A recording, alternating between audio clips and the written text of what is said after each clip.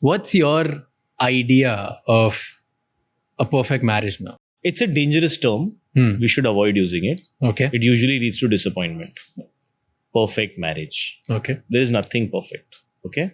A good marriage, a healthy marriage, first of all, is a marriage where you know there's nothing called perfect marriage. Rule number one.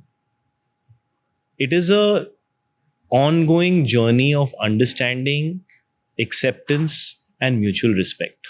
I think those things are very important. If I can worry about what matters to you, and you can worry about what matters to me, it's a healthy marriage. If I am trying to focus on what matters to me and let you know what matters to me, and you are trying to let me know what matters to you, it is a recipe for disaster. And I've tried both. I think the first thing in a marriage is you have to accept that we are not on the same track. We are on separate tracks, choosing to move forward together. So there is a sense of individuality. Your shared life experience cannot take away from your individual life experience.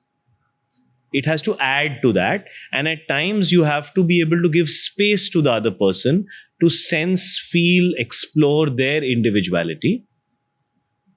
Even though you might be needy at that time, because it might not, that synergy of doing it at the same time might not happen. True. Person might be needy, wanting the other person around all the time, and that person might have the need to find something within themselves or in their own journey. I think that's where the problems happen.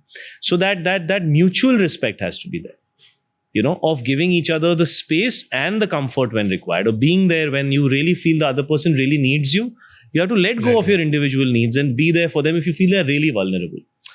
And that person has to recognize that I can't always be dependent, and give space to the other person when they need, and both ways, right? That needs to happen both ways. In my marriage, because Mira is younger than me by a bit, so our journeys in life are at different stages right now. So I think recognizing first your individuality as people, and then recognizing how each of us is in a different phase and allowing each other to do what we need to do. I think that is a very big part of our marriage. And I think also segmenting who vetoes what. I think that's very important. You need to sit down and tell yourself, we both have an opinion on these areas, but this area I have a veto, in this area you have a veto. Give me an example of one. Something stupid, yeah. Like if Mira's traveling and I'm at home and one of the kids is unwell, eventually it's her decision. Eventually. Because she has spent more time taking care of them, because I have, in the first, say, 7-8 years of this marriage, I have worked more. Now Mira started working a lot more. So she has so much more information. She's on top of that aspect of the children, right? So on that given day, if I happen to be there, doesn't mean I get veto. We still have to communicate, but like she takes the decision, I would say. Eventually she'd be like, Shahid, I think we should do this, right?